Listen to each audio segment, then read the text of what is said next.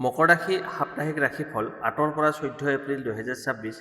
নমস্কাৰ বন্ধু বান্ধৱীসকল, এই সপ্তাহটো মকৰ ৰাশিৰ বাবে সাধাৰণ সপ্তাহ নহয়। ৮ এপ্ৰিলৰ পৰা ১৪ এপ্ৰিলৰ ভিতৰত আপোনাৰ জীৱনত এনে কিছুমান ঘটনা ঘটিব পাৰে যিয়ে আপোনাৰ ভাগ্যৰ দিশ সম্পূৰ্ণ সলনি কৰিব পাৰে। বহুদিন ধৰি যি কামবোৰত বাধা আহি আছিল সেইবোৰ লাহে লাহে আঁতৰি যোৱাৰ সংকেত দেখা গৈছে। কিন্তু এই সময়ত কিছুমান সিদ্ধান্ত খুব চিন্তা কৰি ল'ব লাগিব, নহ'লে সুযোগ হাতৰ পৰা ওলাই যাব পাৰে। এই সপ্তাহত গ্ৰহ নক্ষত্ৰৰ অৱস্থাই কয় যে কৰ্মজীৱন, ধন সম্পত্তি আৰু ব্যক্তিগত সম্পৰ্কত নতুন পৰিৱৰ্তন আহিব পাৰে।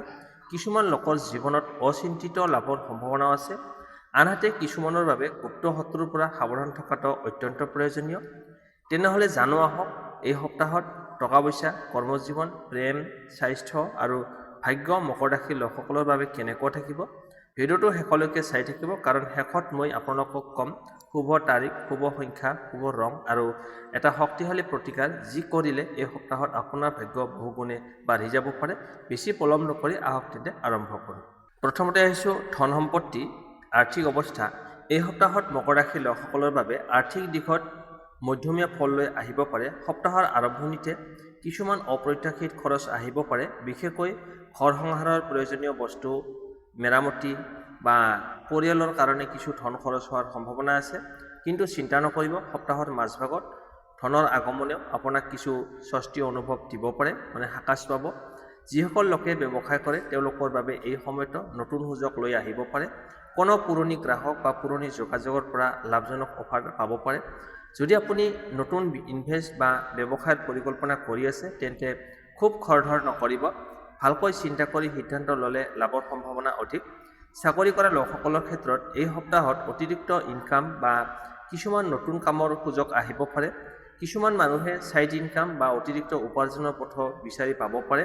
কিন্তু এই সময়ত টকা পইচাৰ ব্যৱহাৰত সাৱধান হোৱাটো অত্যন্ত প্ৰয়োজনীয়। অপ্ৰয়োজনীয় খৰচৰ পৰা আঁতৰি থাকিলে ধন সঞ্চয় কৰিব পাৰিব। যিসকল লোকে মাটি, ঘৰ বা সম্পত্তি কিনা বেচাৰ লগত জড়িত হৈ আছে তেওঁলোকৰ বাবে এই সপ্তাহটো মধ্যম ফলদায়ক হ'ব। নতুন সম্পত্তি কিনিবলৈ ভাবি থাকিলে কাগজ-পত্ৰ ভালকৈ চাব লাগিব। কোনো ভুল সিদ্ধান্ত ল'লে পিছত অসুবিধা হ'ব পাৰে। কিন্তু পুৰণি সম্পত্তিৰ পৰা লাভ বা মূল্য বৃদ্ধি হোৱাৰ সম্ভাৱনা দেখা যায়। এই সপ্তাহত কিছুমান লোকৰ হাতত হঠাৎ ধন আহিব পাৰে। হয়তো পুৰণি ধাৰ ঘূৰাই পাব পাৰে বা বহুদিন ধৰি অপেক্ষা কৰি থকা ধন পাব পাৰে। সেইকাৰণে ধৈৰ্য ৰাখক আৰু ভাগ্য লাহে লাহে আপোনাৰ পক্ষত ঘূৰি আহিব। কিন্তু এটা কথা মনত ৰাখিব লাগিব, এই সপ্তাহত কিছুমান হিংসাপৰায়ণ মানুহ বা গুপ্ত শত্ৰু আপোনাৰ আৰ্থিক সিদ্ধান্তত বাধা দিবলৈ চেষ্টা কৰিব পাৰে। সেইকাৰণে নিজৰ পৰিকল্পনা সকলোকে নক'ব আৰু টকা পইচাৰ বিষয়ত খুব সচেতন হৈ কাম কৰক। সংক্ষেপে এই সপ্তাহটো মকৰ ৰাশিৰ বাবে ধন সম্পত্তিৰ ক্ষেত্ৰত লাহে লাহে উন্নতি হোৱা সপ্তাহ বুলি ক'ব পাৰি। যদি আপুনি ধৈৰ্য আৰু বুদ্ধিৰে সিদ্ধান্ত লয় তেন্তে সপ্তাহৰ শেষৰ ফালে আৰ্থিক দিশত ভাল ফল দেখিবলৈ পাব। এতিয়া আহিছোঁ কৰ্মজীৱন বা কেৰিয়াৰ। এই সপ্তাহটো মকৰ ৰাশিৰ লোকসকলক কৰ্মজীৱনত কিছু গুৰুত্বপূৰ্ণ পৰিৱৰ্তন লৈ আহিব পাৰে। সপ্তাহৰ আৰম্ভণিতে কামৰ প্ৰেছাৰ কিছু বেছি অনুভৱ হ'ব পাৰে, কিন্তু আপুনি একে সময়তে বহু কাম ঠিক কৰিবলৈ সক্ষম হ'ব, যাৰ বাবে অলপ মানসিক চাপো অনুভৱ কৰিব পাৰে। কিন্তু মনত ৰাখিব, এই সময়ত আপোনাৰ পৰিশ্ৰমী আপোনাক আগলৈ লৈ যাব। চাকৰি কৰা লোকসকলৰ ক্ষেত্ৰত এই সপ্তাহত ওপৰলা ছিনিয়ৰ বা বছৰ নজৰৰ পৰা আপুনি সুযোগ পাব। আপোনাৰ বছে আপোনাৰ নজৰ কৰি থাকিব।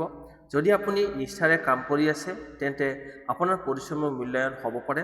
কিছুমান লোকৰ বাবে নতুন দায়িত্ব বা নতুন প্ৰজেক্টৰ সুযোগো আহিব পাৰে।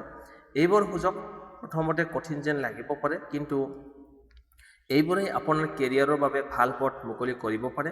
যিসকল লোকে বহুদিন ধৰি প্ৰমোচন বা চাকৰি পৰিৱৰ্তনৰ অপেক্ষাত আছে তেওঁলোকৰ বাবে এই সপ্তাহত কোনো ভাল খবৰ আহিব পাৰে। কোনো নতুন সংস্থাৰ পৰা অফাৰ বা সাক্ষাৎকাৰৰ সুযোগো পাব পাৰে। কিন্তু সিদ্ধান্ত লোৱাৰ আগতে ভালকৈ চিন্তা কৰা খুব প্ৰয়োজন।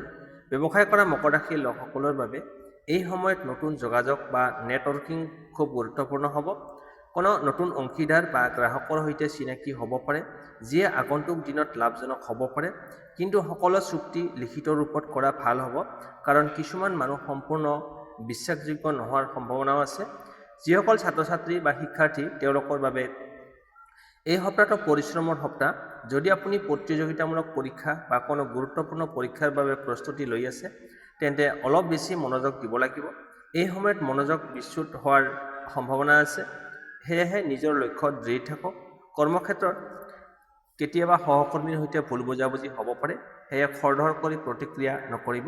শান্তভাৱে কথা পাতিলে সমস্যা সহজে সমাধান হ'ব পাৰে।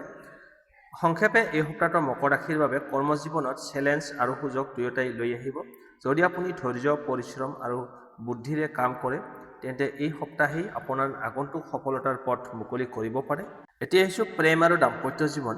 এই সপ্তাহত মকৰ ৰাশিৰ লোকসকলৰ বাবে প্ৰেম আৰু দাম্পত্য জীৱনত কিছু অনুভূতিমূলক পৰিৱৰ্তন লৈ আহিব পাৰে। সপ্তাহৰ আৰম্ভণিতে মন অলপ সংবেদনশীল হৈ থাকিব পাৰে আৰু সৰু সৰু কথাটো মনত আঘাত লাগিব পাৰে। সেইকাৰণে এই সময়ত কথা কোৱাৰ সময়ত অলপ ধৈৰ্য আৰু বুজাবুজি ৰখাটো অত্যন্ত প্ৰয়োজনীয়। যিসকল লোকে প্ৰেমৰ সম্পৰ্কত আছে, তেওঁলোকৰ বাবে এই সপ্তাহটো সম্পৰ্কটো অধিক গভীৰ হোৱাৰ সম্ভাৱনা আছে। আপোনালোকৰ মাজত বহুদিন ধৰি থকা ভুল বুজাবুজি বা দূৰত্ব লাহে লাহে আঁতৰি যাব পাৰে, কিন্তু একে সময়তে অহংকাৰ বা জেদৰ বাবে কোনো সৰু তৰ্ক বিতৰ্কৰ ডাঙৰ ৰূপ ল'ব পাৰে। সেয়েহে নিজৰ প্ৰিয়জনৰ অনুভূতি বুজিবলৈ চেষ্টা কৰক। যিসকল অবিবাহিত, তেওঁলোকৰ জীৱনত এই সপ্তাহত নতুন কাৰোবাৰ আগমন হোৱাৰ সম্ভাৱনা আছে। কোনো বন্ধু, সহকৰ্মী বা পৰিচিত মানুহৰ সৈতে সম্পৰ্ক লাহে লাহে প্ৰেমলৈ ৰূপান্তৰিত হ'ব পাৰে, কিন্তু খৰধৰ কৰি সিদ্ধান্ত লোৱাৰ আগতে মানুহজনক ভালকৈ বুজিবলৈ চেষ্টা কৰক। বিবাহিত জীৱনত এই সপ্তাহত অলপ উত্থান পতন দেখা যাব পাৰে। পৰিয়াল বা আৰ্থিক বিষয়ক লৈ স্বামী স্ত্ৰীৰ মাজত আলোচনা বা মতভেদ হ'ব পাৰে, কিন্তু যদি দুয়োজনে ধৈৰ্যৰে কথা পাতে, তেন্তে সমস্যা সহজে সমাধান হ'ব। সপ্তাহৰ শেষৰ ফালে দুয়োজনে একেলগে কিবা ভাল সময় কটোৱাৰ সুযোগ পাব পাৰে, যিয়ে সম্পৰ্কটো পুনৰ মধুৰ কৰি তুলিব।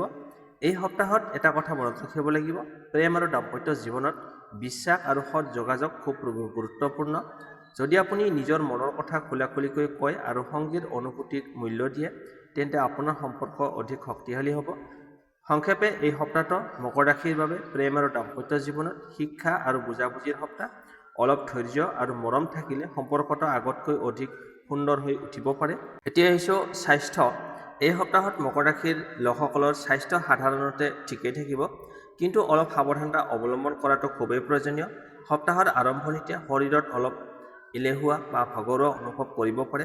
অধিক কামৰ প্ৰেছাৰ বা মানসিক চিন্তাৰ বাবে শক্তি কমি যোৱা যেন লাগিব পাৰে।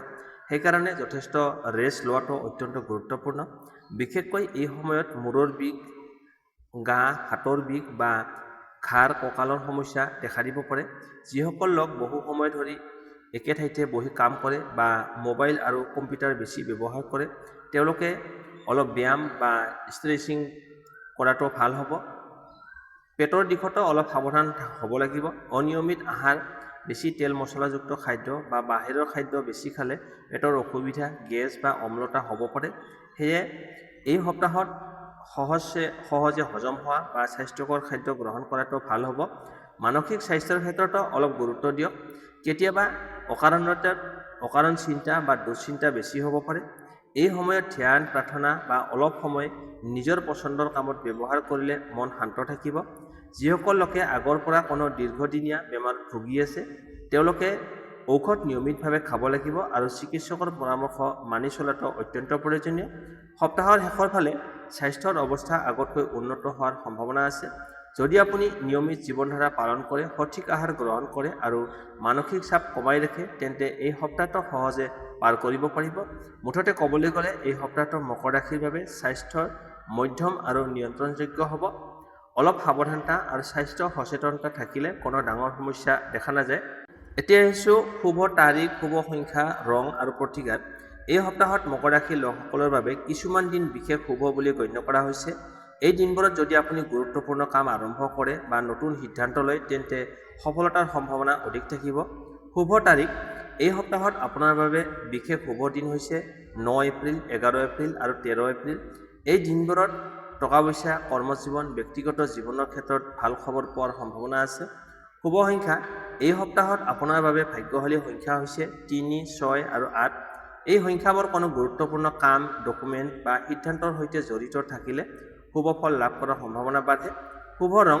এই সপ্তাহত আপোনাৰ বাবে শুভ ৰং হৈছে নীলা ব্লু আৰু ধূসৰ ছাইবৰণীয়া। এই ৰঙৰ কাপোৰ পিন্ধিলে বা নিজৰ কামত ব্যৱহাৰ কৰিলে আত্মবিশ্বাস আৰু ভাগ্য দুয়ো বৃদ্ধি পোৱাৰ সম্ভাৱনা থাকে। এতিয়া হৈছে প্ৰতিকাৰ। এই সপ্তাহত ভাগ্য শক্তিশালী কৰিবলৈ এটা সৰু কিন্তু শক্তিশালী প্ৰতিকাৰ কৰিব পাৰে। প্ৰতিদিনে পুৱা গা ধুই শনি দেৱতাৰ নাম স্মৰণ কৰক আৰু যদি সম্ভৱ হয় তেন্তে শনিবাৰে কোনো গৰীব মানুহক কলা তিল বা কলা বস্ত্ৰ দান কৰক। ইয়াৰ লগতে সন্ধিয়া সময়ত এটা তেলৰ চাকি জ্বলাই প্ৰাৰ্থনা কৰিলে গুপ্ত বাধা বিঘিনি বা নেতিবাচক শক্তি দূৰ হ'ব পাৰে। এই সৰু সৰু প্ৰতিকাৰবোৰ পালন কৰিব পাৰিলে এই সপ্তাহত আপোনাৰ জীৱনত সুখ শান্তি আৰু সফলতাৰ পথ অধিক মুকলি হ'ব পাৰে। বন্ধু-বান্ধৱীসকল, এয়া আছিল 8 এপ্ৰিলৰ পৰা 14 এপ্ৰিল 2026 লৈকে মকৰ ৰাশিৰ সম্পূৰ্ণ সাপ্তাহিক ৰাশিফল। আশা কৰোঁ এই তথ্যবোৰে আপোনাক আগন্তুক দিনবোৰৰ বাবে অলপ হ'লেও পথ দেখুৱাব। মনত ৰাখিব, গ্ৰহ নক্ষত্ৰই দিশ দেখুৱায়, কিন্তু আপোনাৰ পৰিশ্ৰম, ধৈৰ্য আৰু সঠিক সিদ্ধান্তই আপোনাৰ ভাগ্য সলনি কৰে। সেয়ে সদায় ইতিবাচক চিন্তা ৰাখক আৰু নিজৰ লক্ষ্যৰ দিশে আগবাঢ়ি যাওক। যদি ভিডিঅ'টো আপোনালোকৰ ভাল লাগিল তেন্তে ভিডিঅ'টোত লাইক কৰক, চেনেলটো ছাবস্ক্ৰাইব কৰক আৰু বেল আইকনটো টিপি ৰাখিব, যাতে আগন্তুক দিনবোৰত এনেধৰণৰ ৰাশিফলৰ ভিডিঅ' আপুনি সৰ্বপ্ৰথমে পাব পাৰে। আৰু কমেণ্টত নিশ্চয় লিখিব আপোনাৰ ৰাশি কি আৰু আপুনি কোন ঠাইৰ পৰা এই ভিডিঅ'টো চাই আছে। ধন্যবাদ জনাইছোঁ আপোনালোকক। আকৌ দেখা হ'ম আগন্তুক এটা নতুন ভিডিঅ'ত। তেতিয়ালৈকে সুখত থাকক, শান্তিত থাকক। ধন্যবাদ।